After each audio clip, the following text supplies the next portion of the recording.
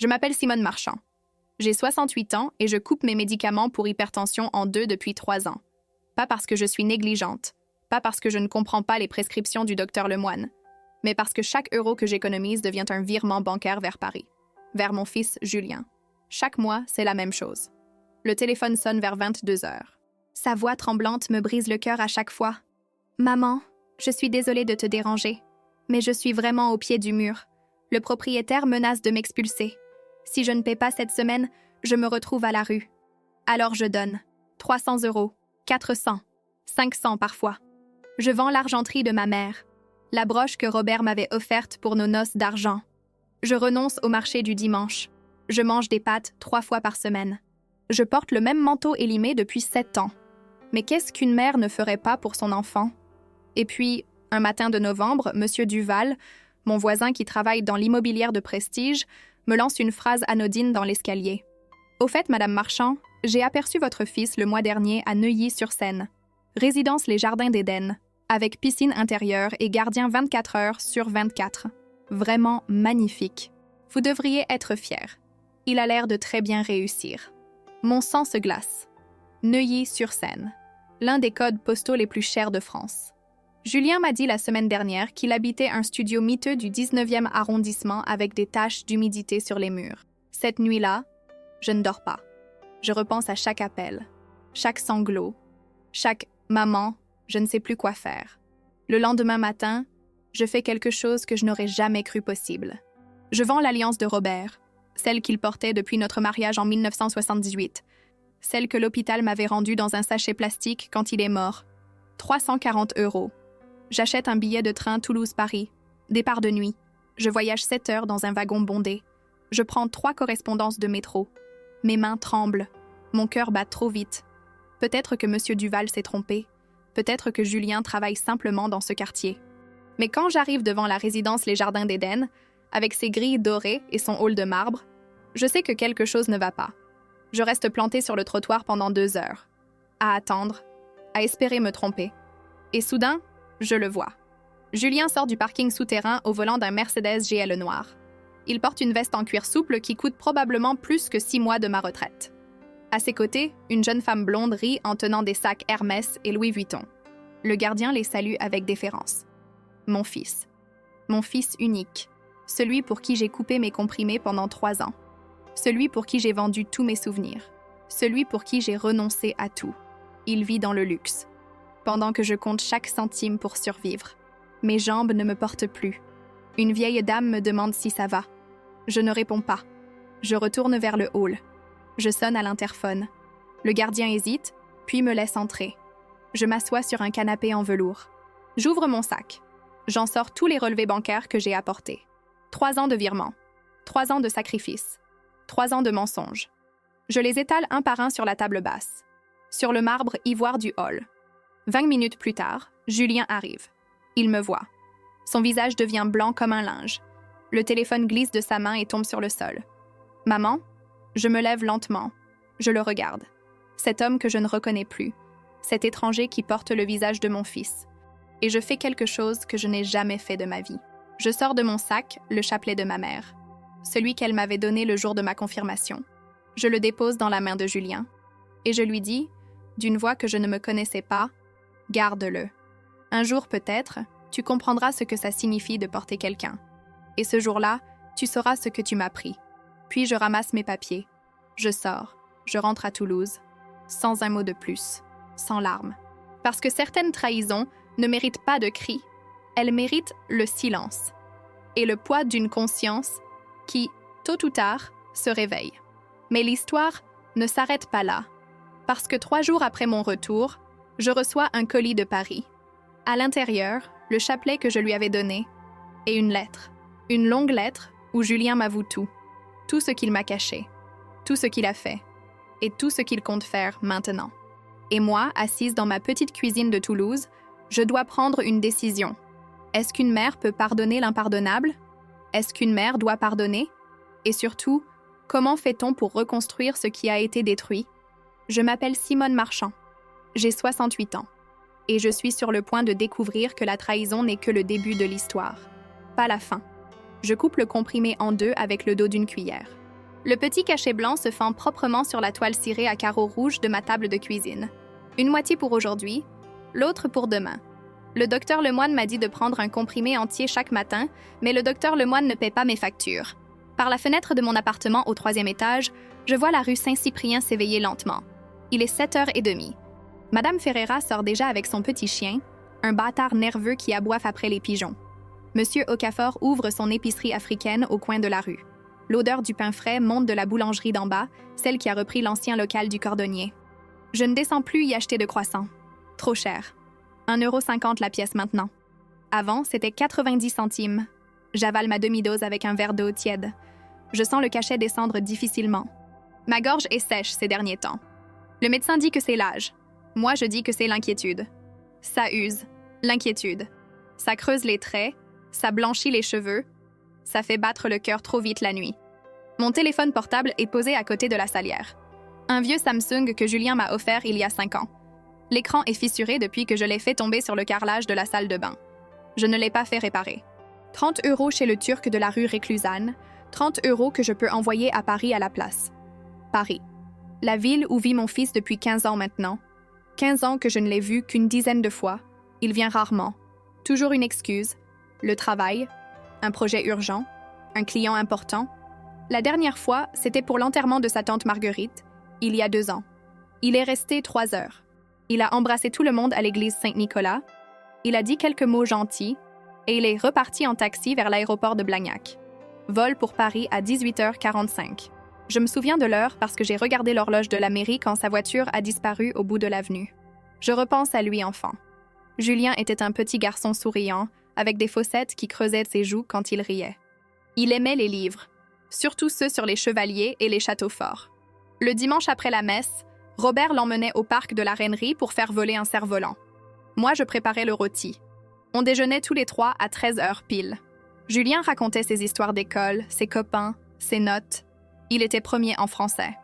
Madame Dulac, son institutrice, disait qu'il avait une belle plume. Puis il a grandi. Le collège, le lycée, les études supérieures à Lyon d'abord, puis Paris. Il voulait travailler dans la communication, les nouvelles technologies, l'avenir, comme il disait. Robert n'a jamais vraiment compris. Pour lui, un vrai métier, c'était l'usine, les mains dans le cambouis, un salaire fixe en fin de mois. Mais il était fier quand même. Son fils allait faire des études. Son fils allait porter une cravate. Robert est mort avant de voir ce que son fils est devenu. Je me lève de ma chaise. Mes genoux craquent. L'arthrose. Le docteur Lemoine m'a prescrit des anti-inflammatoires, mais je ne les prends qu'en cas de crise vraiment forte. Le reste du temps, je serre les dents. On a connu pire dans ma génération. Ma propre mère a travaillé jusqu'à 65 ans à nettoyer les bureaux de la préfecture. Ses mains étaient rouges et crevassées à force de tremper dans l'eau de Javel. Elle ne se plaignait jamais. Alors moi non plus. Je vais dans la salle de bain. La glace au-dessus du lavabo me renvoie un visage que je reconnais de moins en moins. Les cheveux gris tirés en chignon, les rides profondes autour des yeux, les lèvres fines. Je ressemble à ma mère maintenant. C'est étrange comme on finit par ressembler à ceux qu'on a perdus. Je me lave le visage à l'eau froide. Pas besoin de chauffer l'eau pour si peu. Je me brosse les dents. J'ai encore presque toutes mes dents. C'est déjà ça. Madame Castaing, au 2e étage, a dû se faire poser un dentier complet. 3 000 €. Elle a dû emprunter à sa sœur. 8 heures. Mon émission préférée commence sur France Inter. J'allume la petite radio posée sur le rebord de la fenêtre. Une voix masculine parle de politique, de la réforme des retraites, du prix de l'essence. Je n'écoute pas vraiment. C'est juste un bruit familier. Quand on vit seul, le silence pèse trop lourd. Je retourne à la cuisine. Je me prépare une tasse de café soluble. Avant, je faisais du vrai café dans la cafetière italienne de Robert. Mais le café moulu coûte cher. Le soluble, c'est 3 € les 200 grammes chez Lidl.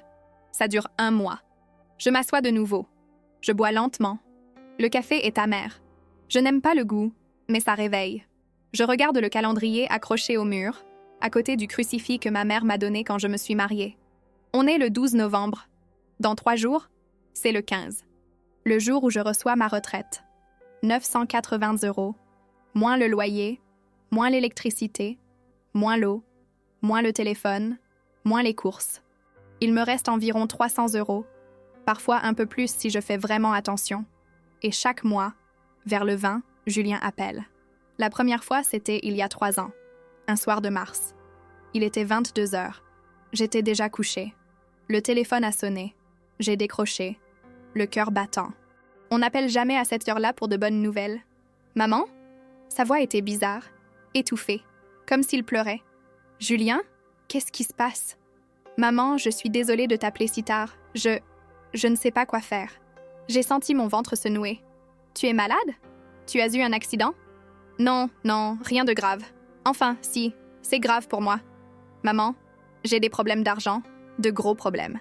Il a expliqué, une histoire compliquée.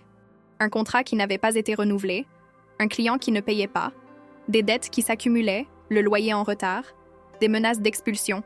Je ne te demande jamais rien, maman. Tu le sais. Mais là, je suis vraiment au pied du mur. Si je ne trouve pas 500 € avant la fin du mois, je vais perdre mon appartement. Et si je perds mon appartement, je ne peux plus travailler. Tu comprends? Je comprenais. Bien sûr que je comprenais. C'était mon fils unique, la chair de ma chair. Comment dire non? Ne t'inquiète pas, mon chéri, je vais t'aider. Maman, tu es sûre? Je sais que tu n'as pas beaucoup. Je me débrouillerai. Donne-moi ton IBAN, je te fais un virement demain matin. J'ai noté les chiffres sur un bout de papier. On a raccroché. Je n'ai pas dormi de la nuit. Le lendemain, je suis allée à la banque. J'ai viré 500 €, presque tout ce qui me restait jusqu'à la fin du mois. J'ai mangé des pâtes pendant 15 jours. Mais Julien était sauvé. C'était le principal. 3 semaines plus tard, il a rappelé.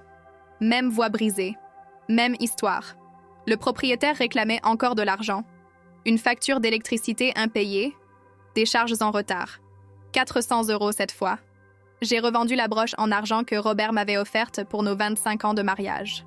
180 € chez le brocanteur de la rue Pargaminière. Le reste, je l'ai pris sur mes économies. Et puis, ça a continué. Mois après mois. Toujours une raison différente. Toujours la même urgence. Toujours cette voix suppliante au bout du fil. « Maman, je suis désolée. Je te promets que c'est la dernière fois. Dès que je retrouve un vrai contrat, je te rembourse tout. » Mais il ne remboursait jamais. Et moi, je continuais d'envoyer. J'ai commencé à couper mes comprimés, à sauter des repas, à éteindre le chauffage même quand il faisait froid, à ne plus allumer la lumière du couloir, à renoncer au cinéma du jeudi après-midi avec Jeannette, ma voisine du 5e, à revendre mes livres, mes bibelots, les couverts en argent du mariage.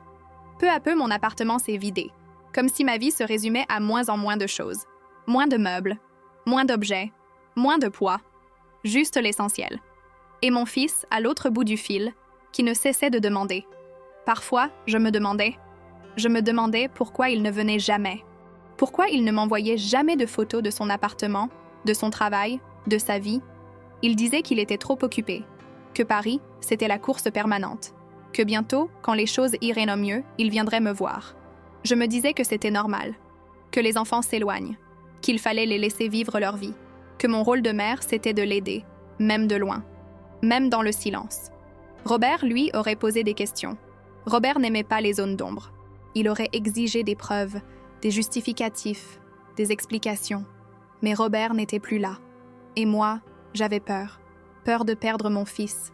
Peur qu'il ne m'appelle plus. Peur d'être seule pour de bon. Alors je continuais. Je coupais mes comprimés. Je rationnais mes repas. Je fermais les yeux. Je me disais que l'amour d'une mère, c'était ça. Donner sans compter. Pardonner sans comprendre. Croire même quand le doute vous ronge.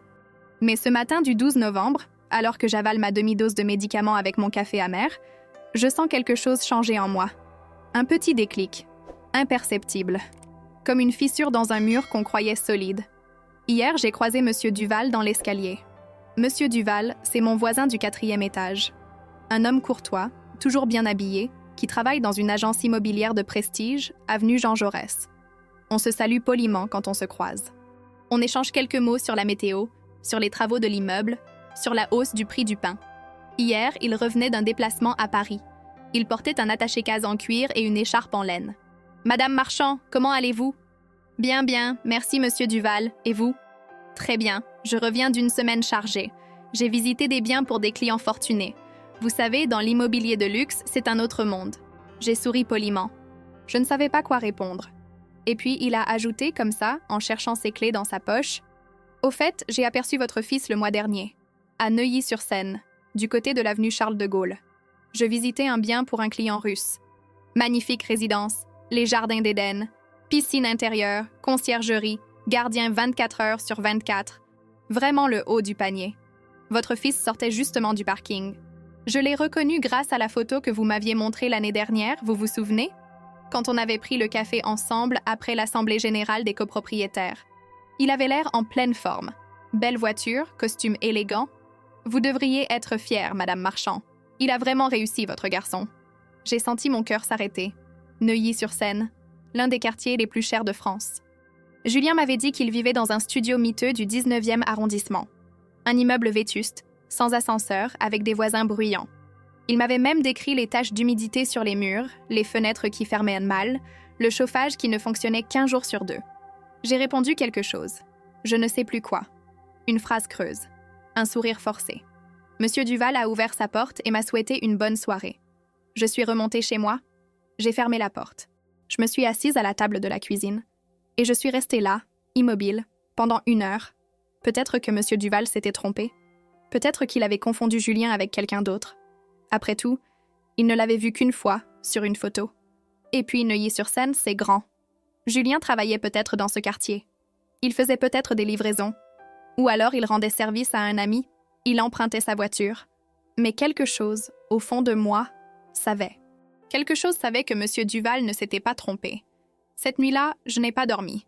J'ai relu tous les messages de Julien sur mon téléphone. Des dizaines de SMS. Toujours les mêmes mots. Maman, je suis désolée. Maman, j'ai besoin de toi. Maman, je te promets de te rembourser.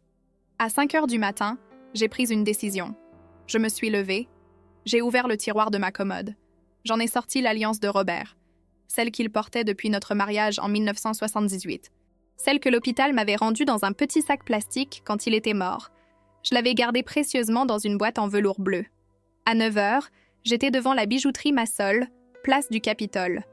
Une boutique que je connaissais depuis toujours. Monsieur Massol-père avait vendu nos alliances à Robert et moi. Son fils tenait la boutique maintenant. « Bonjour, madame. Je peux vous aider? Je voudrais vendre cette alliance. » Il a pris l'anneau, l'a examiné avec une loupe.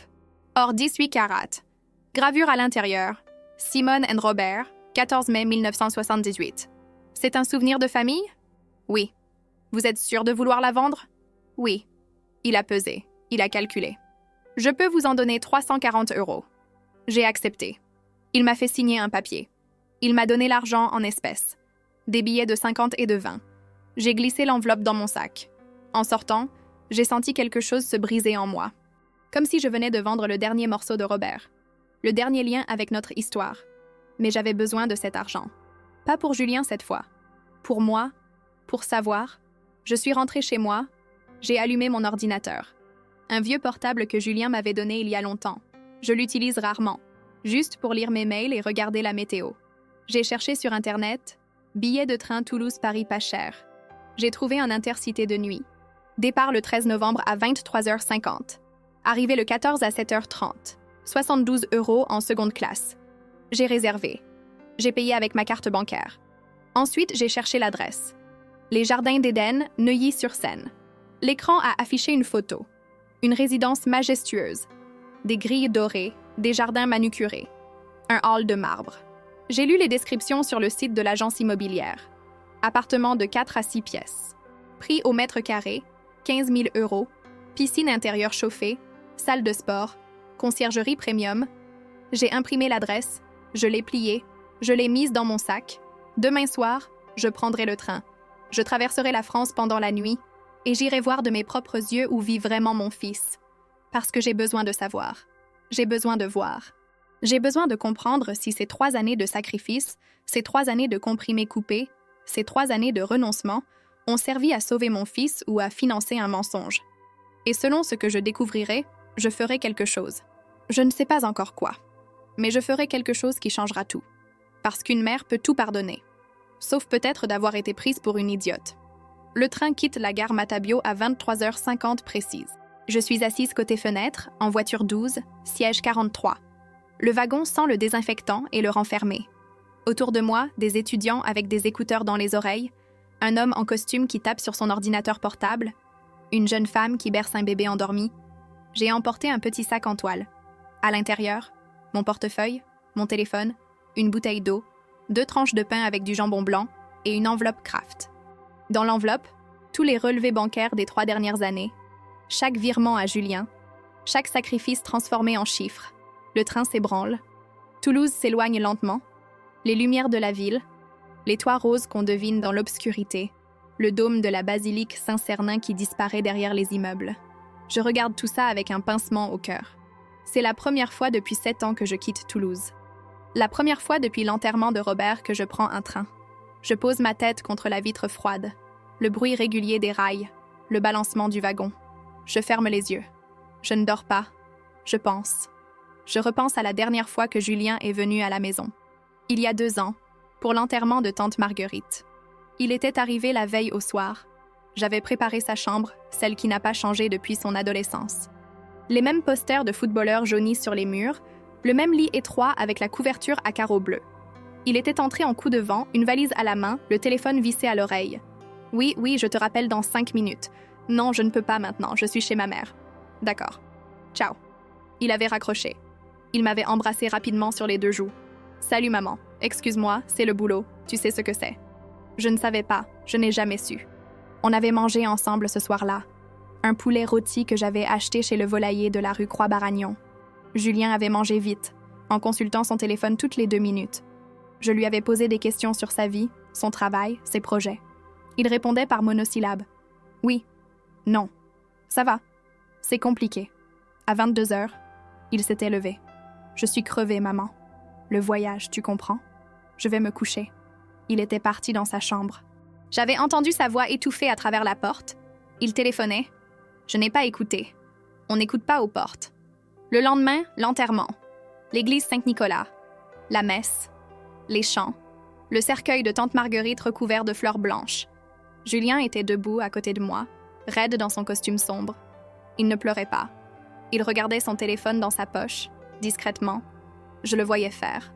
Je ne disais rien. Après la cérémonie, au cimetière de Terre-Cabade, il y avait eu le café au caveau familial. Tout le monde était là. Les cousins, les voisins, les amis de la défunte. Julien avait serré des mains, fait des sourires polis, répondu aux questions habituelles. « Alors, Paris, ça va? Tu as une petite amie? Tu gagnes bien ta vie, au moins ?» Il répondait vaguement. Il disait que ça allait, que c'était compliqué, que le marché était difficile. Et puis, à 17 heures, il avait regardé sa montre. « Maman, il faut que j'y aille. Mon vol est à 18h45. Avec le trafic, je ne peux pas me permettre d'être en retard. Tu ne restes pas pour le dîner? J'avais prévu de faire une blanquette. Désolée, maman. Une autre fois. Promis. » Il m'avait embrassée. Il était monté dans un taxi. Il était parti. Je l'avais regardé s'éloigner. Et je m'étais dit, comme chaque fois, c'est normal. C'est normal qu'il soit pressé. C'est normal qu'il ne reste pas. Il a sa vie. Il a son travail. Il a ses obligations. Mais au fond de moi, il y avait cette petite voix qui murmurait « Pourquoi il ne te parle jamais vraiment? Pourquoi il ne te montre jamais rien de sa vie? Pourquoi il te demande toujours de l'argent mais ne te donne jamais de nouvelles spontanées ?» J'avais fait taire cette voix. Parce que c'est ce qu'on fait quand on aime. On fait taire les doutes. On pardonne les silences. On remplit les vides avec de l'espoir. Le train traverse la nuit. Je regarde défiler les petites gares endormies. Montauban, Cahors, Brive-la-Gaillarde.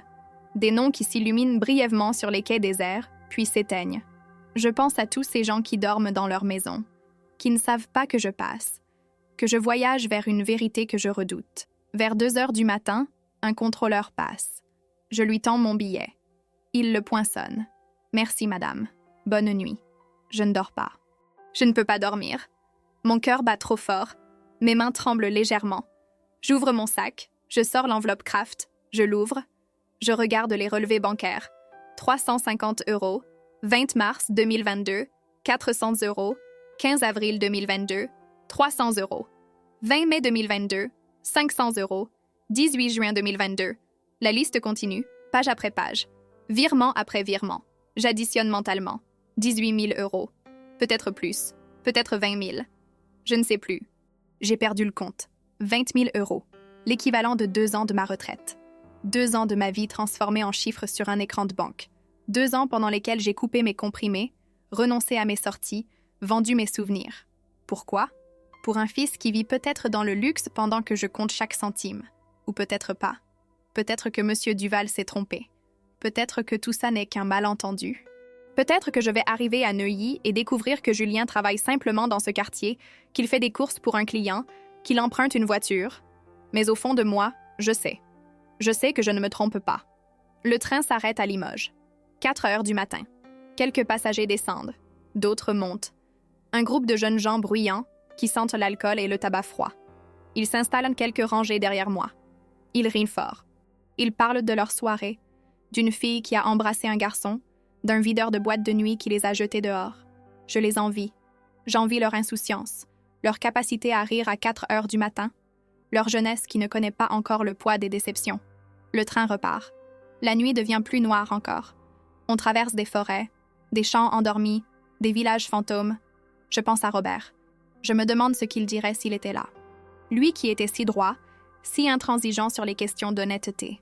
Un homme, ça se tient debout, disait-il. Un homme, ça ne ment pas. Surtout pas à sa famille. Il aurait été furieux contre Julien. Il l'aurait confronté dès le premier doute. Il n'aurait jamais laissé les choses pourrir comme ça. Mais Robert n'est pas là. Et moi, je ne suis pas comme Robert. Moi, j'ai peur. Peur de perdre mon fils. Peur de me retrouver complètement seule. Vers 6 heures, le jour se lève. Une lumière grise et froide envahit le wagon. Dehors, le paysage change. Les champs deviennent des zones industrielles. Les panneaux publicitaires se multiplient. On approche de Paris. Mon cœur s'accélère. Je regarde ma montre.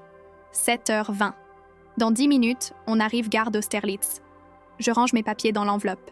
Je remets l'enveloppe dans mon sac. Je bois une gorgée d'eau. Ma gorge est sèche. Mes mains tremblent. Le train ralentit.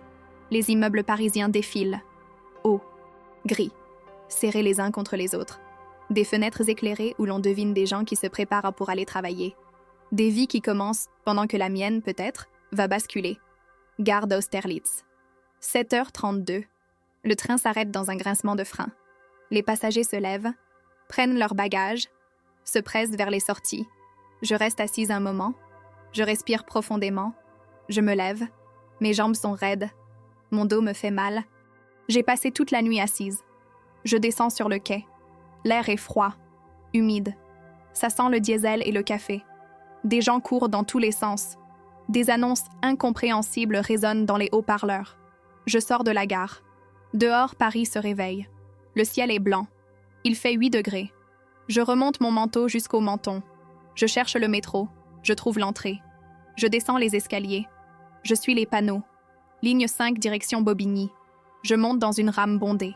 Je reste debout, agrippée à une barre. Autour de moi, des visages fatigués, des regards dans le vide, des gens qui écoutent de la musique avec leurs écouteurs. Je change à Bastille. Ligne 1, direction La Défense. Encore une rame bondée. Je m'accroche. Je compte les stations. Concorde.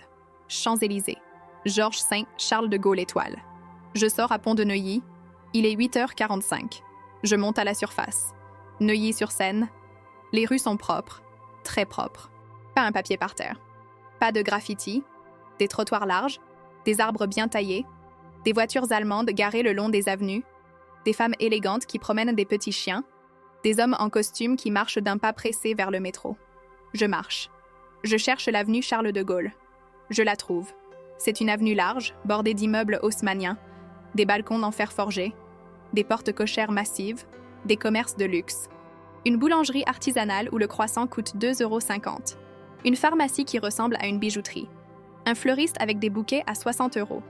Je marche pendant 10 minutes. Mes pieds me font mal. Je n'ai pas l'habitude de marcher autant. Et puis je la vois. La résidence, les jardins d'Éden. C'est encore plus impressionnant que sur les photos. Une grille dorée, haute de 3 mètres. Derrière, un jardin impeccable avec des haies sculptées, des massifs de fleurs même en novembre. Une allée de gravier blanc qui mène à un bâtiment de pierre blonde. Le hall d'entrée est vitré. On voit des lustres, du marbre, des fauteuils en cuir.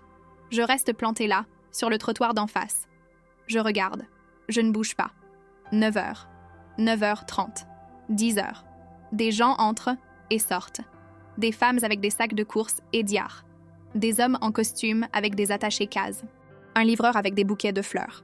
Un gardien en uniforme qui salue chaque résident. Je continue d'attendre. Je ne sais même pas ce que j'attends. Voir Julien? Et s'il ne sort pas? Et s'il n'habite pas vraiment ici? À 10h45, un bruit de moteur. Sourd, puissant. Une voiture sort du parking souterrain. Un Mercedes GLE. Noir, brillant. Les vitres sont teintées. La voiture s'arrête devant la grille. La grille s'ouvre automatiquement. Le gardien salue. La voiture avance lentement. Et c'est là que je le vois. Julien. Au volant. Il porte une veste en cuir souple, marron clair. Des lunettes de soleil. Cartier. Je reconnais le modèle parce qu'il y a une publicité dans le métro. 1200 €. À côté de lui, une jeune femme. Blonde, cheveux longs et lisses. Veste blanche. Elle rit. Elle tient des sacs Hermès, des sacs Louis Vuitton. La voiture passe devant moi, lentement.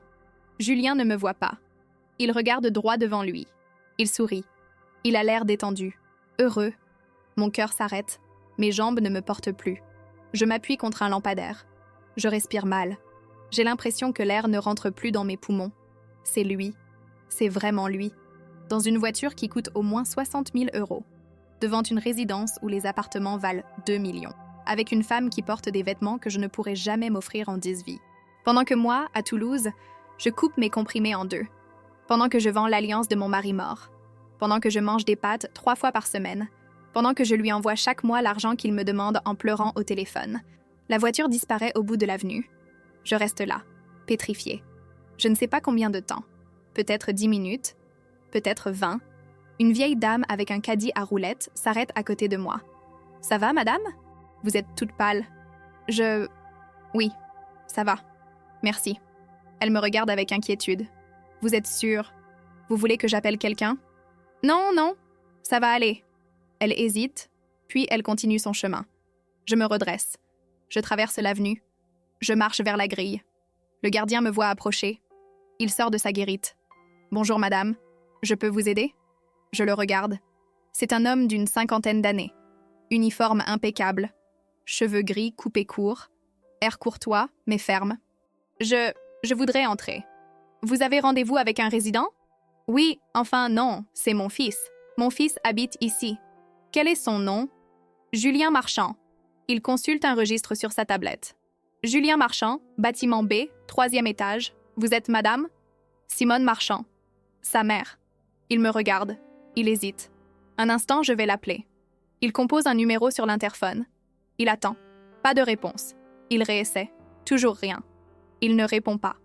Il est peut-être sorti. Je l'ai vu sortir il y a 25 minutes, mais je voudrais l'attendre. S'il vous plaît, c'est important. Le gardien hésite encore. Il me regarde. Je dois avoir l'air misérable. Une vieille femme fatiguée, avec un manteau élimé, un sac en toile usée, des chaussures déformées. D'accord, vous pouvez attendre dans le hall, mais je ne peux pas vous laisser monter sans son autorisation.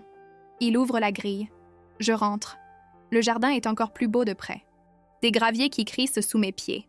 Des arbustes taillés en boules parfaites. Des bancs en fer forgé. Une fontaine qui murmure. J'entre dans le hall. C'est un écrin. Du marbre ivoire partout. Des colonnes. Des lustres en cristal qui projettent des éclats de lumière. Des canapés en velours grenat. Des tapis persans. Une odeur de cire et de fleurs fraîches. Je m'assois sur un canapé. Je pose mon sac à côté de moi. Le gardien retourne à sa guérite. Une femme de ménage passe avec un chariot. Elle me regarde rapidement, puis détourne les yeux. Je ne suis pas à ma place ici. Ça se voit. Ça se sent. J'ouvre mon sac. Je sors l'enveloppe Kraft. Je l'ouvre. Je sors les relevés bancaires. Un par un. Je les étale sur la table basse devant moi. 10, 20, 30, 50, 100 feuilles. 3 ans de virement. 3 ans de sacrifice. 3 ans de mensonges. Je les regarde. Ces chiffres. Ces dates. Ces preuves irréfutables. Et je me mets à pleurer. Pas de sanglots. Pas de bruit. Juste des larmes silencieuses qui coulent sur mes joues, qui tombent sur les papiers, qui brouillent en l'encre. Une femme entre dans le hall. Manteau en cachemire. Sac Chanel. Elle me voit. Elle détourne le regard. Elle se dirige vers l'ascenseur. Elle disparaît. Je continue de pleurer. Je ne peux pas m'arrêter. Toute la fatigue, toute la douleur, toute la trahison. Et puis j'entends un bruit de moteur. Dehors. Le Mercedes noir. Je me lève. J'essuie mes yeux avec ma manche. Je redresse mes épaules. La porte du hall s'ouvre. Julien entre. Il rit. Il parle au téléphone. La jeune femme blonde le suit, toujours chargée de sacs. Il ne me voit pas tout de suite. Il continue de marcher vers l'ascenseur, et puis il tourne la tête. Par hasard. Juste un coup d'œil rapide vers les canapés. Il me voit. Son visage devient blanc. D'un coup. Comme si tout son sang s'était retiré. Le téléphone glisse de sa main. Il tombe sur le sol de marbre. Un bruit sec. « Maman ?» Sa voix est un murmure. Un souffle. Comme s'il ne pouvait pas croire que je sois là. Je ne réponds pas. Je reste debout, immobile. Je le regarde. Il fait un pas vers moi, puis s'arrête. Ses yeux vont de moi au papier étalé sur la table. Il comprend. Je vois qu'il comprend.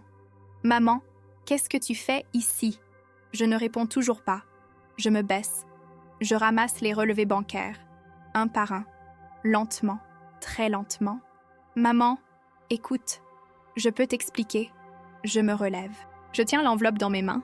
Je marche vers lui. La jeune femme blonde nous regarde, mal à l'aise. « Julien ? C'est qui ? » C'est ma mère. Ta mère ? Mais tu m'as dit que ta mère était... Elle s'interrompt. Elle comprend qu'elle ne devrait pas parler. Je m'arrête devant Julien. À 50 centimètres de lui, je vois les rides minuscules au coin de ses yeux, les cheveux grisonnants qu'il cache avec de la teinture, le parfum cher qu'il porte, l'or de sa montre, le cuir souple de sa veste. « Maman, je t'en prie, laisse-moi t'expliquer. Ce n'est pas ce que tu crois. Ce n'est pas ce que je crois. » Ma voix est calme, trop calme. Je ne me reconnais pas. « Tu habites ici, Julien ?» Il ne répond pas. « Julien, tu habites ici ?» « Oui. Mais depuis combien de temps ? » « Maman, depuis combien de temps ?» Ma voix explose, résonne dans le hall. La jeune femme blonde sursaute. Julien baisse la tête. 4 ans. 4 ans. 4 ans pendant lesquels il m'a appelée en pleurant. 4 ans pendant lesquels il m'a raconté ses difficultés, ses dettes, ses loyers impayés. 4 ans pendant lesquels j'ai coupé mes comprimés, vendu mes souvenirs, renoncé à tout. Et la voiture ? Maman, écoute ! La voiture, à qui elle est ? À moi. Et les vêtements ? Et la montre ? Et tout ça ? Il ne répond pas. Il regarde le sol, je lève l'enveloppe. Je la lui tends. Tiens, regarde tout ce que je t'ai donné. 20 000 euros. Peut-être plus. 20 000 euros pendant que je coupais mes médicaments en 2. Pendant que je vendais l'alliance de ton père. Pendant que je mangeais des pâtes 3 fois par semaine. Maman, je vais tout te rembourser. Je te le jure. Me rembourser ? Avec quoi ? Avec l'argent de ton prochain mensonge ? Les larmes coulent sur mes joues. Je ne les retiens plus. Tu m'as menti, Julien. Pendant des années, tu m'as fait croire que tu souffrais, que tu avais besoin d'aide. Et moi, comme une idiote, je t'ai cru. Parce que tu es mon fils, parce qu'une mère croit toujours son enfant. Je suis désolée, maman. Je suis vraiment désolée. Désolée ? Désolée ? Tu crois que ça suffit ? Je recule. Je respire difficilement. Mon cœur bat trop vite. Je sens une douleur dans ma poitrine, une douleur sourde qui irradie dans mon bras gauche. Julien s'approche. « Maman, ça va ? Tu es toute pâle. » Je lève la main pour l'arrêter. « Ne me touche pas. »« Maman, ne me touche pas !» Je fouille dans mon sac. Je cherche quelque chose. Je le trouve. Le petit sachet en velours bleu que ma mère m'a donné il y a 50 ans. J'ouvre le sachet. J'en sors le chapelet. Les grains en bois usés. La croix en argent terni. Je le tends à Julien. « Qu'est-ce que c'est ?» Il regarde l'objet sans comprendre. « C'est le chapelet de ma mère. Elle me l'a donné le jour de ma confirmation. Je l'ai gardé toute ma vie, dans mon sac. Même quand je ne savais plus prier. Même quand je doutais de tout. Maman, je ne comprends pas. Prends-le. Mais, prends-le !» Il tend la main. Je dépose le chapelet dans sa paume. Ses doigts se referment dessus. Je le regarde dans les yeux. « Garde-le. Un jour, peut-être, tu comprendras ce que ça signifie de porter quelqu'un, de se sacrifier pour quelqu'un, de donner sans compter. Et ce jour-là, tu sauras ce que tu m'as pris. » Ma voix se brise. Tu ne m'as pas pris que de l'argent, Julien. Tu m'as pris ma confiance. Tu m'as pris ma dignité. Tu m'as pris la seule chose qui me restait après la mort de ton père, l'idée que mon fils était quelqu'un de bien. Je ramasse mes papiers. Je les remets dans l'enveloppe. Je prends mon sac. « Maman, attends. S'il te plaît, laisse-moi t'expliquer. Laisse-moi te raccompagner. Tu ne peux pas repartir comme ça. » « Si, je peux. » Je marche vers la porte. Mes jambes tremblent, mais je marche. « Maman !» Je ne me retourne pas. Je sors du hall. Je traverse le jardin. Le gardien m'ouvre la grille. Dehors, l'avenue, les voitures, les passants. Je marche. Je ne sais même pas où je vais. Vers le métro, probablement. Vers la gare. Vers Toulouse. Vers chez moi. Vers ma vie. Vers mon appartement vide et mes comprimés coupés. Mais quelque chose a changé. Quelque chose s'est brisé. Ou peut-être, au contraire, quelque chose s'est réparé. J'ai dit la vérité. J'ai regardé mon fils en face. Je lui ai montré ce qu'il m'avait fait. Et maintenant, c'est à lui de vivre avec. Pas à moi. Je marche pendant 1 heure, peut-être 2. Je ne sais plus. Mes pieds me font mal. Mon dos est raide. Mais je continue. Je ne veux pas m'arrêter. Si je m'arrête, je m'effondre. Les rues de Neuilly deviennent les rues de Paris. Les immeubles haussmanniens laissent la place à des constructions plus modernes. Les boutiques de luxe disparaissent. Les gens changent aussi. Moins élégants. Plus pressés. Plus vrais. Je trouve un banc près d'une station de métro. Je m'assois. Je pose mon sac à côté de moi. Je regarde les gens passer. Des étudiants avec leur sac à dos. Des employés de bureau qui courent vers le métro. Une mère avec une poussette. Un vieux monsieur qui promène son chien. La vie continue. Comme si rien ne s'était passé. Comme si mon monde ne venait pas de s'écrouler. Mon téléphone vibre dans mon sac. Je le sors. C'est Julien. Encore. C'est le 10e appel depuis que je suis sortie de sa résidence. Je ne réponds pas. Je regarde l'écran s'éteindre, puis un message arrive, puis un autre, puis un 3e. Maman, réponds-moi s'il te plaît. Maman, je suis désolée. Vraiment désolée. Maman, je t'en prie. Laisse-moi t'expliquer. J'éteins le téléphone. Je le remets dans mon sac. Je reste assise là pendant longtemps. Les gens passent. Le temps passe. Le soleil monte dans le ciel gris. Il doit être 13 heures. Ou 14 heures. Je n'ai pas mangé depuis hier soir. Je n'ai pas faim. Une femme s'assoit à côté de moi. Une femme d'une 60aine d'années. Cheveux courts et gris. Manteau simple. Elle sort un sandwich d'un sac en papier. Elle mange en silence. Puis elle me regarde. « Ça va, madame ?» Je tourne la tête vers elle. « Oui, ça va. » Elle me regarde plus attentivement. « Vous avez pleuré. » Je ne réponds pas. Je n'ai plus de larmes de toute façon. « Vous êtes de Paris ?» « Non, Toulouse. »« Ah, belle ville. J'y suis allée il y a longtemps. Pour un mariage. Qu'est-ce qui vous amène à Paris ?»« Mon fils. » Elle hoche la tête. « Les enfants. Ils nous donnent de la joie. Et puis parfois, ils nous donnent du chagrin. » Je la regarde. Il y a quelque chose dans sa voix. Une blessure ancienne. Une douleur qu'elle connaît. « Vous avez des enfants ?» Je demande. J'en avais un garçon. Il est mort il y a 5 ans. Cancer. Je suis désolée. Merci. Elle sourit tristement. On ne s'en remet jamais vraiment. Mais on apprend à vivre avec. On n'a pas le choix. Elle termine son sandwich. Elle froisse le papier. Elle se lève. Prenez soin de vous, madame. Et n'oubliez pas, même quand nos enfants nous déçoivent, ils restent nos enfants. Ça ne veut pas dire qu'il faut tout accepter. Mais ça veut dire qu'un jour, peut-être, on peut pardonner. Elle s'éloigne. Je la regarde partir. Ces mots résonnent en moi. Pardonner. Est-ce que je peux pardonner à Julien? Est-ce que je veux pardonner? Je ne sais pas. Pas maintenant. Pas aujourd'hui. Peut-être jamais. Je me lève. Je marche vers le métro. Je descends les escaliers. Je prends la ligne 1. Direction Château de Vincennes. Puis changement à Châtelet. Ligne 14. Direction Olympiade. Puis RERC. Direction gare d'Austerlitz. Le trajet dure 1 heure.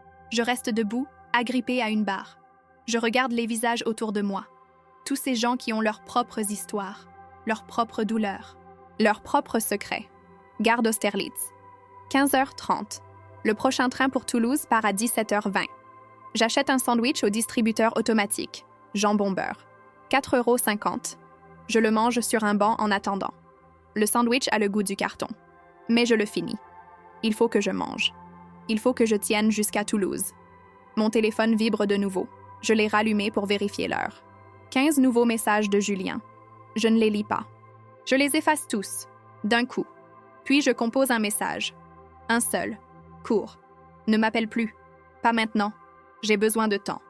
J'envoie. Puis j'éteins de nouveau le téléphone. 17h20, le train entre en gare. Intercité, destination Toulouse. Je monte. Je trouve ma place. Côté fenêtre. Voiture 12. Siège 28. Le train s'ébranle. Paris s'éloigne. Les immeubles, les tours, La Seine qu'on traverse, puis la banlieue, puis les champs, puis la nuit qui tombe lentement.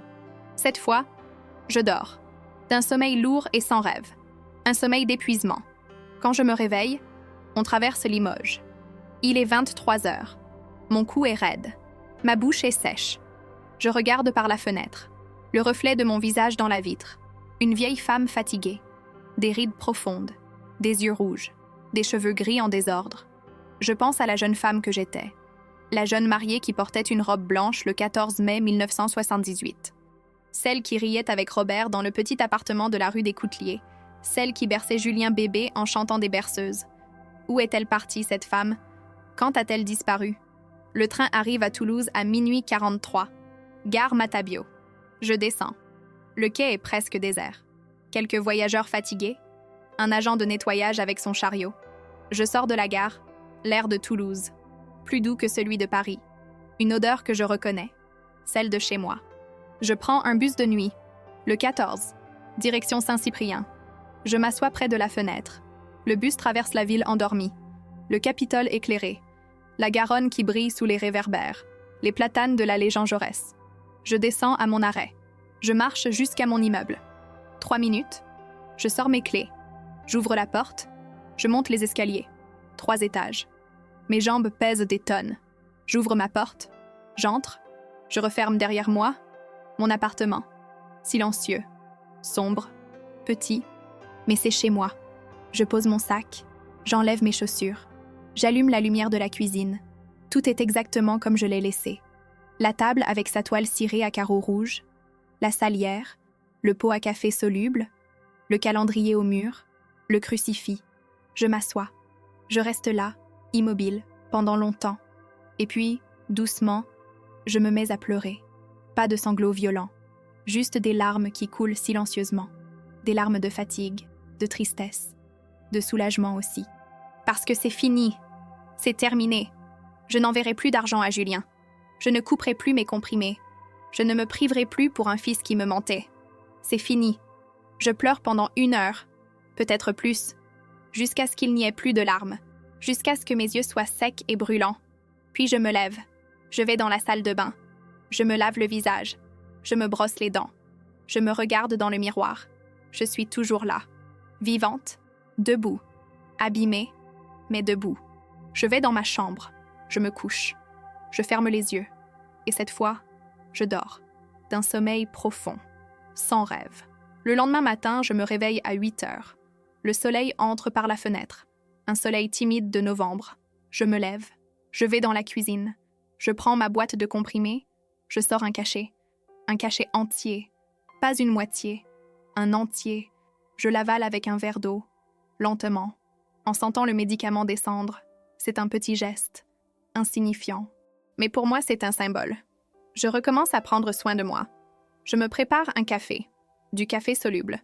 Mais ça m'est égal. Un jour, peut-être, je rachèterai du vrai café. Mais pas aujourd'hui. Aujourd'hui, c'est déjà beaucoup d'avoir avalé mon comprimé en entier. Je m'assois. Je bois mon café. Je regarde par la fenêtre. La rue s'éveille. Madame Ferreira avec son chien. Monsieur Okafor qui ouvre son épicerie. L'odeur du pain frais de la boulangerie. La vie continue. Ma vie continue. Vers 9 heures, on sonne à ma porte. Je me lève. Je vais ouvrir. C'est Jeannette, ma voisine du 5e. Une femme de 70 ans, ronde et souriante, avec des cheveux teints en auburn. « Simone, te voilà! Je m'inquiétais. J'ai sonné hier soir. Tu ne répondais pas. Tout va bien? Oui, j'étais partie. Je suis rentrée tard. Partie? Où ça? À Paris, voir mon fils. Ah! Et comment il va, ce cher Julien? Je la regarde. Je ne sais pas quoi répondre. Puis je décide. Je décide de dire la vérité. Une partie de la vérité, en tout cas. Il va bien? Très bien même. Mieux que je ne le pensais. Jeannette me regarde, perplexe. Tu as l'air bizarre, Simone. Tu es sûre que tout va bien? Oui. Enfin, non. Enfin, ça ira, un jour. Elle pose sa main sur mon bras. Tu veux en parler? Je secoue la tête. Pas maintenant, mais merci, Jeannette. D'accord. Mais si tu as besoin de quoi que ce soit, tu sais où me trouver. Et d'ailleurs, jeudi prochain, c'est la séance de cinéma. Tu viens avec moi cette fois? On projette un film français, une comédie. Ça te changerait les idées. J'hésite. Je n'ai plus été au cinéma depuis des années, par économie, pour envoyer cet argent à Julien. Mais Julien n'a pas besoin de mon argent. Julien n'en a jamais eu besoin. D'accord, je viens. Jeannette sourit. Super, je passe te chercher à 14 heures. Elle redescend. Je referme la porte. Je retourne dans la cuisine. Sur la table, il y a l'enveloppe Kraft, les relevés bancaires. Je la prends, je l'ouvre, je regarde les papiers. 20 000 €, peut-être plus, 3 ans de ma vie. Je pourrais les brûler, les jeter, les déchirer. Mais non, je les garde. Pas pour les montrer à quelqu'un, pas pour me venger, juste pour me souvenir. Me souvenir de ce que j'ai donné et de ce que j'ai appris. J'ai appris qu'on peut aimer quelqu'un et se tromper sur lui. J'ai appris que donner sans limite, ce n'est pas de l'amour, c'est de l'aveuglement. J'ai appris qu'une mère doit savoir dire non, même à son enfant, surtout à son enfant. J'ai appris que je suis plus forte que je ne le croyais. Je range l'enveloppe dans le tiroir de ma commode, avec les quelques photos de Robert, avec mon livret de famille, avec les souvenirs que j'ai gardés. Les jours suivants passent lentement. Je reprends ma routine. Le marché le samedi matin, la messe le dimanche à Saint-Nicolas, les courses chez Lidl, le café avec Jeannette le mercredi après-midi. Mais quelque chose a changé. Je ne coupe plus mes comprimés. Je mange mieux. Je m'achète un bouquet de fleurs au marché. 6 €. Juste pour moi. Juste parce que c'est beau. Mon téléphone reste éteint pendant une semaine. Puis je le rallume. 53 messages de Julien. Je ne les lis pas tous. Juste les premiers. Puis les derniers. Les premiers sont des excuses. Des justifications. Des explications. Les derniers sont différents. Plus courts. Plus simples. Maman, je comprends que tu sois en colère.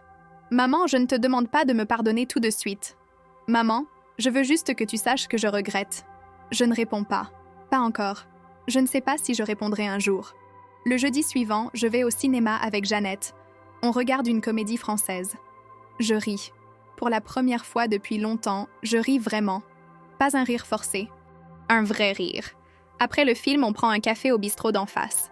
Jeannette me parle de ses petits-enfants, de sa fille qui habite à Bordeaux, de ses projets de Noël. Puis elle me demande « Et toi, Simone, qu'est-ce que tu fais pour Noël ?» Avant, j'aurais répondu « J'attends que Julien m'appelle. J'espère qu'il viendra. Je prépare son plat préféré au cas où. » Mais maintenant, je réponds « Je ne sais pas encore. Peut-être que je resterai chez moi, tranquillement. Ou peut-être que j'accepterai l'invitation de ma cousine Michel à Carcassonne. Oh, vas-y, ça te ferait du bien de changer d'air. Peut-être, oui, peut-être. 3 semaines après mon retour de Paris, je reçois un colis, un petit paquet posté depuis Neuilly-sur-Seine. Je l'ouvre avec méfiance. À l'intérieur, une enveloppe. Et le chapelet. Le chapelet de ma mère que j'avais donné à Julien. Je sors la lettre. L'écriture de Julien. Une écriture que je reconnais. Celle qu'il avait quand il était enfant, quand il m'écrivait des petits mots pour la fête des mères. « Maman, je te renvoie le chapelet. Pas parce que je n'en veux pas, mais parce qu'il est à toi. Il fait partie de ton histoire, de ta foi, de ta famille. Moi, je n'ai pas le droit de le garder.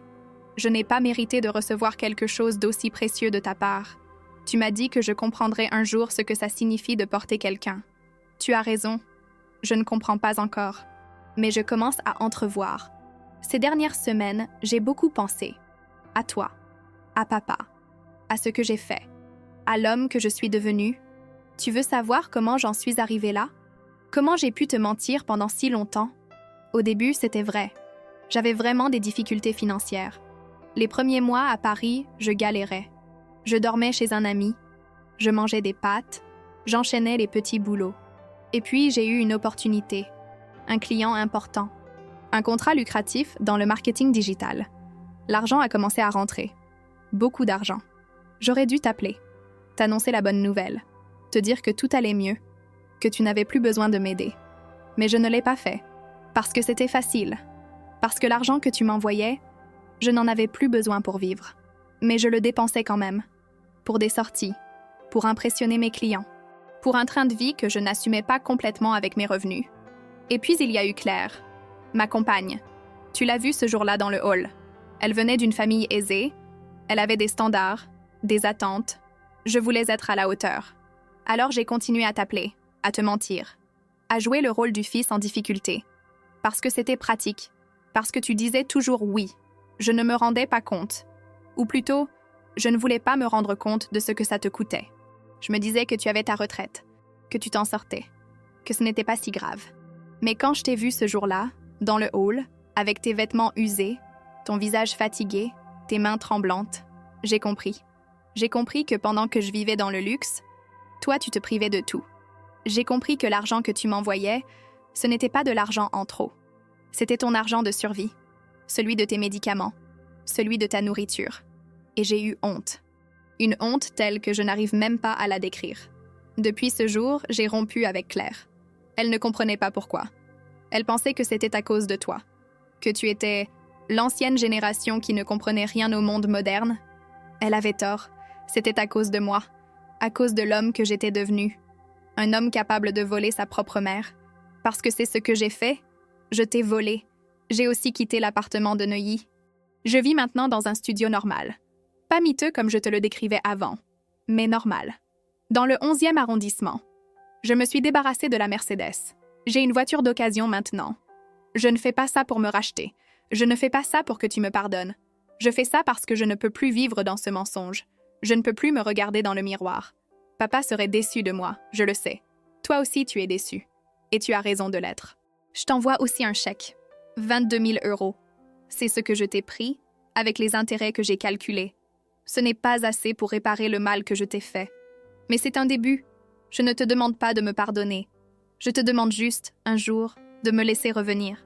Pas pour reprendre comme avant, mais pour recommencer. Autrement, pour que je puisse être le fils que tu mérites, celui que papa aurait voulu que je sois. Ton fils qui t'aime, malgré tout le mal qu'il t'a fait, Julien. Je repose la lettre. Mes mains tremblent. Mon cœur bat fort. Je sors le chèque. 22 000 €. Je regarde les chiffres, les zéros, l'encre bleue, la signature de Julien. Je pourrais le déchirer, lui renvoyer, lui dire que son argent, je n'en veux pas. Mais ce serait mentir. J'en ai besoin. J'en ai besoin pour mes médicaments, pour mes factures, pour vivre décemment. Alors je le garde, pas comme une victoire, pas comme une revanche, juste comme un remboursement, une dette payée. Je prends le chapelet, je le serre dans ma main. Les grains en bois sont chauds, usés par les prières de ma mère, par mes propres prières quand j'étais jeune. Je ne prie plus beaucoup maintenant. Depuis la mort de Robert, ma foi s'est émoussée. Comme si Dieu m'avait abandonnée. Mais peut-être que c'est moi qui l'ai abandonné. Je ferme les yeux. Je tiens le chapelet. Et je murmure les mots que ma mère m'a appris il y a si longtemps. Je vous salue Marie, pleine de grâce. Les mots viennent lentement, maladroitement, comme un muscle qu'on n'a pas utilisé depuis longtemps. Mais ils viennent. Et à mesure que je prie, quelque chose se détend en moi. Quelque chose se dénoue. Je ne prie pas pour Julien. Pas encore. Je ne suis pas prête. Je prie pour moi. Pour avoir la force de continuer. Pour avoir la sagesse de savoir ce que je dois faire. Est-ce que je vais pardonner à Julien? Je ne sais pas. Est-ce que je vais lui permettre de revenir? Je ne sais pas non plus. Mais une chose est sûre. Je ne serai plus jamais la femme qui coupe ses comprimés pour envoyer de l'argent à un fils menteur. Je suis une autre femme maintenant. Une femme qui a appris à dire non. Une femme qui a appris à se respecter. Une femme qui sait que l'amour maternel ne signifie pas tout accepter. Cela signifie aussi savoir poser des limites. Les semaines suivantes s'écoulent doucement. J'encaisse le chèque de Julien. Pour la première fois depuis des années, mon compte en banque n'est plus à sec. Je peux respirer. Je peux acheter mes médicaments sans compter. Je peux manger correctement. Je m'achète une nouvelle paire de chaussures. Les miennes étaient déformées, trouées. J'en trouve une paire confortable chez Decathlon. 39 €. Avant, j'aurais renoncé. Maintenant, je les achète sans culpabilité. Je vais au marché. Je m'achète de la viande. Du vrai poulet fermier. Pas les morceaux premier prix. Je prépare un rôti comme je le faisais avant, pour moi toute seule. Et c'est délicieux. Petit à petit, je réapprends à vivre. À vivre pour moi. Pas pour attendre un appel. Pas pour économiser en prévision du prochain mensonge. Noël approche. Ma cousine Michelle m'appelle. Elle insiste pour que je vienne à Carcassonne. Tu ne peux pas rester seule pour Noël, Simone. Viens, on sera tous là. Les enfants, les petits-enfants. On fera une vraie fête. J'accepte. Pourquoi pas? J'ai l'argent pour le billet de train maintenant, et j'ai envie de voir du monde, de rire, de vivre. 2 jours avant Noël, je reçois un autre message de Julien. Maman, je ne t'embêterai pas le jour de Noël. Je sais que tu as peut-être d'autres projets. Je voulais juste te souhaiter de bonnes fêtes. et te dire que je pense à toi. Toujours. Julien. Je relis le message plusieurs fois. Il y a quelque chose de différent dans le ton. Moins de culpabilité lourde, plus de simplicité, de respect. Je réponds. Pour la première fois depuis ce jour à Paris. Merci, Julien. Je te souhaite aussi un bon Noël. Simone. Pas maman, pas je t'aime, juste Simone, parce que je ne suis pas prête à redevenir maman pour lui. Pas encore. Peut-être jamais de la même façon qu'avant, mais c'est un début, un tout petit début. Je passe Noël à Carcassonne. La maison de Michel est décorée avec des guirlandes et un grand sapin. Il y a du monde, des rires, des enfants qui courent partout. Un repas immense avec dinde, foie gras, 13 desserts. Je mange, je ris. Je parle avec mes cousins que je n'avais pas vus depuis des années. Je joue avec les petits-enfants de Michel. Je me sens vivante. Le soir du 24, après le réveillon, je sors dans le jardin. Il fait froid. Le ciel est clair. On voit les étoiles. Je pense à Robert. Je pense à Julien. Je pense à la femme que j'étais il y a 6 mois. Celle qui coupait ses comprimés et qui vivait dans la peur et le sacrifice. Cette femme n'existe plus. À sa place, il y a moi. Simone Marchand, 68 ans, veuve, mère d'un fils qui l'a trahi, mais debout, vivante et libre. Je regarde les étoiles et je souris, parce que j'ai survécu. Pas juste physiquement, mais intérieurement. J'ai survécu à la trahison, à la déception, à l'effondrement de tout ce que je croyais savoir sur mon fils. Et je suis toujours là. Peut-être qu'un jour, je pardonnerai vraiment à Julien. Peut-être qu'un jour, il reviendra à Toulouse et qu'on pourra se regarder dans les yeux sans que je voie la trahison entre nous. Peut-être, ou peut-être pas. Mais ce n'est plus ça qui définit ma vie maintenant. Ce qui définit ma vie, c'est moi, mes choix, ma dignité retrouvée, ma capacité à dire non, ma capacité à me respecter. Je rentre dans la maison. Michel est en train de servir le café et les chocolats. Les enfants ouvrent leurs cadeaux. Il y a de la musique, de la joie.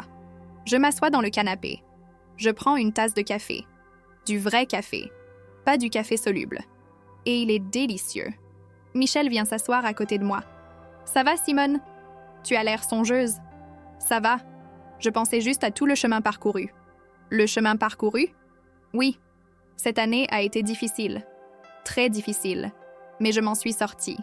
Michel pose sa main sur la mienne. « Tu as toujours été forte, Simone. Même quand tu ne le savais pas toi-même. Peut-être qu'elle a raison. Peut-être que j'ai toujours eu cette force en moi. Mais je ne la voyais pas. Je la laissais ensevelie sous les sacrifices, sous l'abnégation, sous l'idée que l'amour maternel signifie tout donner sans jamais rien demander en retour. Maintenant, je sais. L'amour maternel, c'est aussi savoir dire stop. C'est aussi savoir se préserver. C'est aussi accepter que nos enfants peuvent nous décevoir et que ce n'est pas notre faute. Le 1er janvier, je rentre à Toulouse. Le train traverse les Pyrénées enneigées. C'est magnifique. Je regarde le paysage défiler, les montagnes, les villages, les vignobles endormis sous le givre. Quand j'arrive chez moi, mon appartement sent le renfermer. J'ouvre les fenêtres, l'air frais de janvier entre, je nettoie, je range, je change les draps, je mets des fleurs fraîches dans un vase. Je prends mon comprimé, un comprimé entier, avec un grand verre d'eau. Je m'assois à ma table de cuisine, je regarde le calendrier au mur, j'arrache les pages de décembre, janvier, une nouvelle année, un nouveau départ. Mon téléphone vibre. Un message de Julien. « Bonne année, maman. Je ne sais pas si tu voudras me répondre, mais je voulais te dire que cette année, je vais essayer d'être l'homme que papa aurait été fier de connaître. Je t'aime, Julien. » Je lis le message. 1 fois, 2 fois, 3 fois. « Maman. » Il m'appelle maman de nouveau. Pas Simone. Maman. Mes doigts hésitent au-dessus du clavier. Qu'est-ce que je réponds? Est-ce que je réponds? Puis je tape. Lentement. « Bonne année, Julien. » C'est tout. 2 mots. Mais c'est déjà beaucoup. C'est un pas. Un tout petit pas vers... Quoi? Le pardon? La réconciliation? Je ne sais pas encore. Mais c'est un pas. Et parfois, c'est tout ce qu'on peut faire. Un pas à la fois. Les semaines de janvier passent. Le froid s'installe vraiment. À Toulouse, les températures descendent en dessous de 0 le matin. Je mets le chauffage. Sans culpabilité. Sans compter chaque degré. J'ai le droit d'avoir chaud dans mon propre appartement. Je reprends mes habitudes. Le marché, les courses, le café avec Jeannette.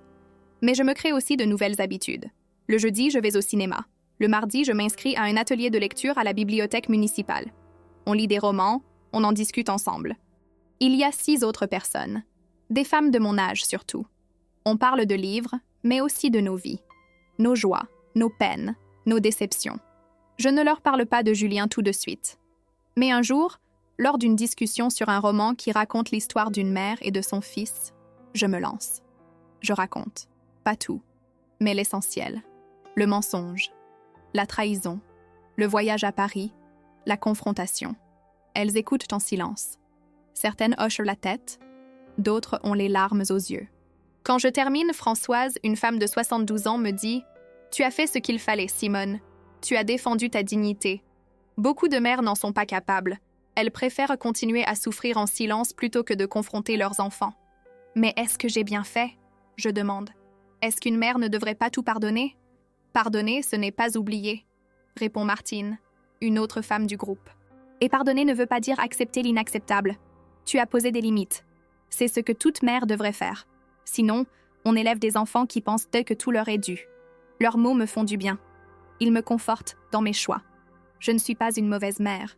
Je suis une mère qui a appris à se respecter. Février arrive.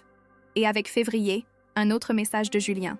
« Maman, j'ai commencé à voir un psychologue pour comprendre pourquoi j'ai fait ce que j'ai fait. Pourquoi j'ai été capable de te mentir pendant si longtemps. Je voulais que tu le saches, pas pour que tu me félicites, juste pour que tu saches que j'essaie vraiment de changer. Julien. » Cette fois, je réponds plus rapidement. « Je suis contente que tu fasses cette démarche. C'est courageux. » C'est vrai, c'est courageux. Reconnaître ses erreurs, c'est une chose. Mais chercher à comprendre pourquoi on les a faites, c'est autre chose. C'est plus profond. Quelques jours plus tard, un autre message. Mon psy m'a fait comprendre que j'ai reproduit un schéma. Papa était si exigeant, si dur. J'avais toujours l'impression de ne jamais être à la hauteur. Alors, avec toi, c'était l'inverse. Tu donnais tout. Tu ne demandais rien. Et j'en ai profité. Parce que c'était facile. Parce que tu ne posais pas de limites. Mais ce n'est pas une excuse. C'est juste une explication. La responsabilité reste la mienne. Je lis ce message avec un pincement au cœur. C'est vrai que Robert était exigeant. Il voulait que Julien soit parfait. Le meilleur à l'école. Le plus discipliné. Le plus travailleur. Peut-être que j'ai compensé en étant trop douce. Trop permissive. Trop généreuse. Peut-être que nous avons tous les deux contribué à notre façon à faire de Julien l'homme qu'il est devenu. Mais Julien a raison. Ce n'est pas une excuse. C'est juste une explication. La responsabilité reste la sienne. Je réponds, « Ton père t'aimait, Julien. À sa façon. Il voulait juste que tu aies une vie meilleure que la sienne. Mais oui, il était exigeant. Peut-être trop. Et moi, j'étais peut-être trop indulgente. Mais tu es adulte maintenant. Tu es responsable de tes choix. Et moi aussi, je suis responsable des miens. J'aurais dû dire non plus tôt. J'aurais dû poser des questions. Mais je ne l'ai pas fait. Parce que j'avais peur de te perdre. » Sa réponse arrive quelques heures plus tard. « Tu ne me perdras jamais, maman. Même quand je suis loin. Même quand je fais des erreurs. Je reste ton fils. Et tu restes ma mère. Rien ne changera ça. » Je pleure en lisant ce message. Pas de tristesse, pas de colère. Juste de l'émotion. Pure, profonde. Mars arrive avec ses premières douceurs. Les bourgeons sur les arbres. Les jonquilles sur les marchés. La lumière qui change. Un soir, vers 19h, mon téléphone sonne. Pas un message. Un appel. C'est Julien. Mon cœur s'accélère. Je regarde l'écran. Je laisse sonner 3 fois. 4 fois. 5 fois. Puis je décroche. Allô? Maman? Sa voix. Je ne l'ai pas entendue depuis décembre. Depuis ce jour dans le hall de sa résidence. Oui, c'est moi. Comment vas-tu? Bien. Et toi? Ça va. Je voulais juste entendre ta voix. Silence. Un long silence. Pas gênant. Juste chargé d'émotion. Maman, est-ce que tu crois qu'un jour, je pourrais revenir te voir? Pas maintenant. Je sais que ce n'est pas le moment. Mais un jour, je réfléchis. Longuement. Est-ce que je veux le revoir? Est-ce que je suis prête? Je ne sais pas, Julien. Pas maintenant. Mais peut-être. Un jour. D'accord. Je comprends. Je ne te forcerai pas. Je voulais juste savoir si la porte n'était pas complètement fermée. Elle n'est pas complètement fermée. Mais elle n'est pas grande ouverte non plus. C'est déjà beaucoup. Merci, maman. On parle encore quelques minutes. De choses banales. De la météo. De son nouveau travail. De mes lectures à la bibliothèque. C'est étrange. superficielle. Mais c'est un début. Quand on raccroche, je me sens soulagée et un peu moins lourde. Les mois passent. Avril, mai. Les messages de Julien continuent. Pas tous les jours, pas toutes les semaines même, mais régulièrement. Des nouvelles simples, des questions sur ma santé, des photos de Paris au printemps. Je réponds, brièvement, poliment, sans effusion. En juin, il m'envoie une photo. Il est devant un immeuble modeste. Mon nouveau chez moi, rien de luxueux, mais c'est honnête. Je regarde la photo. C'est vrai que c'est modeste. Un immeuble banal du 11e arrondissement. Pas de grille dorée, pas de marbre, juste un immeuble normal. C'est bien, je réponds. C'est un bon début. Juillet. L'été arrive. Toulouse est écrasée de chaleur. Jeannette part en vacances chez sa fille à Arcachon. La bibliothèque ferme pour les congés annuels. Je reste à Toulouse. Je n'ai pas envie de partir. J'aime ma ville. J'aime mon appartement. J'aime ma vie, petite mais tranquille. Un matin, début juillet, mon téléphone sonne. Encore un appel de Julien. « Maman, je sais que ce n'est peut-être pas le bon moment, mais je voulais te demander, est-ce que je pourrais venir te voir? Juste une journée, juste pour qu'on se parle, face à face. » Mon cœur bondit. « Venir ici? À Toulouse? Dans mon appartement? Je ne sais pas, Julien. S'il te plaît, maman, je ne te demande rien. Je ne veux rien de toi. Je veux juste te voir, te parler, te dire en personne tout ce que je n'ai pas su dire au téléphone. » Je réfléchis. Longtemps, trop longtemps. Le silence s'étire. D'accord, je finis par dire. Tu peux venir, mais juste pour la journée. Merci, maman. Merci. Je prends le train samedi prochain. J'arriverai vers 11h. Je repars le soir. Le samedi arrive. Je me lève tôt. Je nettoie l'appartement. Je change les draps. Je prépare un repas. Une blanquette de veau. Le plat préféré de Julien quand il était petit. Puis je me demande, pourquoi est-ce que je fais ça? Pourquoi est-ce que je prépare son plat préféré? Est-ce que je ne suis pas en train de retomber dans les mêmes travers? Mais non, ce n'est pas pareil. Cette fois, je le fais parce que j'en ai envie. Pas parce que je me sens obligée. Pas parce que j'ai peur de le perdre. Juste parce que c'est mon fils et que, malgré tout, je l'aime. À 11h précises, on sonne à ma porte. Je vais ouvrir. Mes mains tremblent légèrement. Julien est là. Sur le palier. Il a changé. Il est plus mince, plus pâle, des cernes sous les yeux, des cheveux un peu plus longs. Il porte un jean et un t-shirt simple.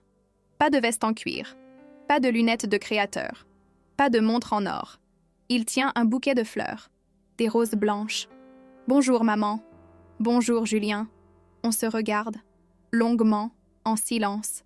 Puis, doucement, il fait un pas vers moi. Il me tend les fleurs. « Pour toi. Je me suis souvenu que tu aimais les roses blanches. » Je prends le bouquet. « Merci. Entre. » Il entre. Il regarde autour de lui. L'appartement qu'il connaît depuis l'enfance. La table avec la toile cirée à carreaux rouges. Le crucifix au mur. Le calendrier. Tout est comme avant. Sauf que tout a changé. « Tu veux un café ?» Je demande. « Oui, merci. » Je prépare le café. Du vrai café cette fois. Pas du soluble. J'en ai acheté pour l'occasion. On s'assoit à la table, face à face, comme autrefois, mais avec un gouffre entre nous. Un gouffre invisible, mais bien réel. Julien boit une gorgée de café. Il pose la tasse. Il me regarde. « Maman, je ne sais pas par où commencer. Commence par le début. » Il hoche la tête. Il respire profondément. Et il commence à parler. Il me raconte tout. Les premiers mois difficiles à Paris, puis le contrat lucratif, l'argent qui rentre, la vie qui change, la facilité de continuer à me mentir. La honte qu'il ressentait mais qu'il étouffait, la peur d'être découvert. Le soulagement presque quand je l'ai confronté. Il me parle de ses séances chez le psy, de ce qu'il a compris sur lui-même, sur sa relation avec Robert, sur sa relation avec moi, sur ses faiblesses, sur ses lâchetés. Il pleure. Pour la première fois depuis qu'il est adulte, je le vois pleurer vraiment. Pas des larmes de manipulation, des vraies larmes, des larmes de regret, de honte, de douleur. Je l'écoute, sans l'interrompre, sans le juger. Je laisse sortir tout ce qu'il a gardé en lui pendant des mois. Quand il termine, il est épuisé, vidé. « Voilà, » il dit. « Voilà tout ce que j'avais à te dire. Je ne te demande pas de me pardonner. Je ne te demande rien. Je voulais juste que tu saches la vérité. Toute la vérité. » Je ne réponds pas tout de suite. Je me lève. Je vais à la fenêtre. Je regarde la rue, Madame Ferreira qui promène son chien, Monsieur Okafor qui range des cajots devant son épicerie, la vie qui continue. Puis je me retourne. Je regarde mon fils. Julien, ce que tu m'as fait, c'est grave, très grave. Tu m'as menti, tu m'as volé, tu as profité de mon amour, de ma confiance. Il baisse la tête. Je sais. Mais, je continue, tu as reconnu tes torts, tu as fait des efforts pour changer, tu as remboursé l'argent, tu as changé de vie, tu as commencé une thérapie. Je m'approche de lui, je m'assois. Je ne sais pas si je peux te pardonner complètement.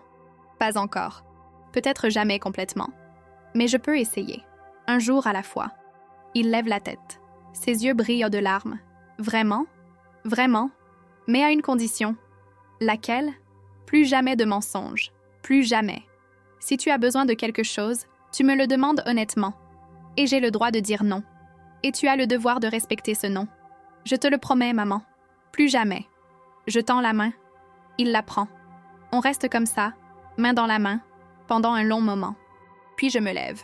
Bon, j'ai préparé à manger. Une blanquette de veau. Ça fait longtemps que tu n'en as pas mangé, non? Il sourit. Un sourire timide. Depuis des années. Alors viens, on va manger ensemble. Et tu vas me raconter ta vraie vie. Pas celle que tu inventais. Ta vraie vie. On mange. On parle. De tout. De rien. De Paris. De Toulouse. De ses projets. De mes lectures. De Jeannette qui raconte toujours les mêmes histoires. De Monsieur Duval qui m'a demandé comment allait mon fils qui réussissait si bien. Je lui ai dit la vérité. Que mon fils avait eu des difficultés mais qu'il s'en sortait maintenant. Monsieur Duval a hoché la tête. Ah, ces jeunes générations, c'est pas facile pour eux. On rit. Pour la première fois depuis longtemps, on rit ensemble. Vers 17h, Julien regarde sa montre. Je dois y aller. Mon train est à 18h15. On se lève, on va vers la porte. Avant d'ouvrir, Julien se retourne. Maman, est-ce que je peux revenir? Pas tout de suite. Mais dans quelques mois? Oui, tu peux revenir. Merci. Il hésite, puis il me prend dans ses bras. Doucement, prudemment. Je reste rigide d'abord. Puis, lentement, je lève mes bras. Je le serre contre moi. Mon fils. Mon petit garçon devenu un homme imparfait. Un homme qui a fait des erreurs. Mais un homme qui essaie de se racheter. On reste comme ça pendant 1 minute. Peut-être 2. Puis il recule. Il essuie ses yeux. « À bientôt, maman. À bientôt, Julien. » Il sort. Je reste sur le seuil. Je le regarde descendre les escaliers.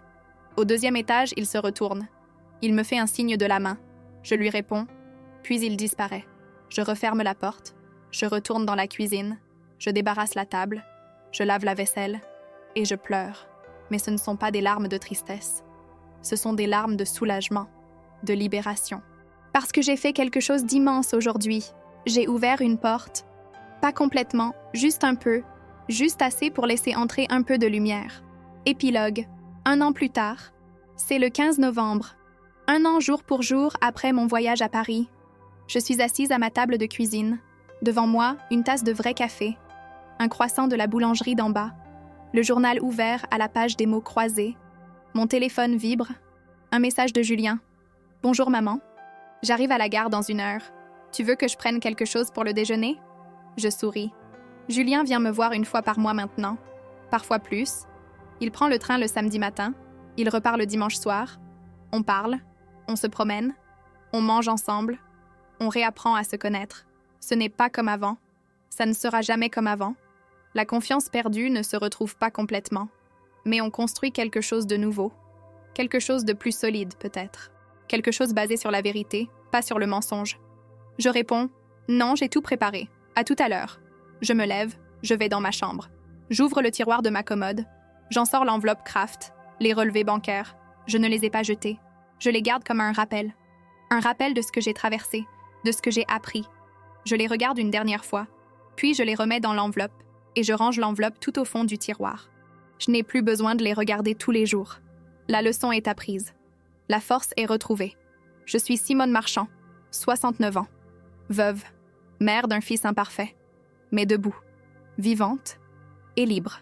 Je prends mon comprimé, un comprimé entier, comme tous les jours maintenant.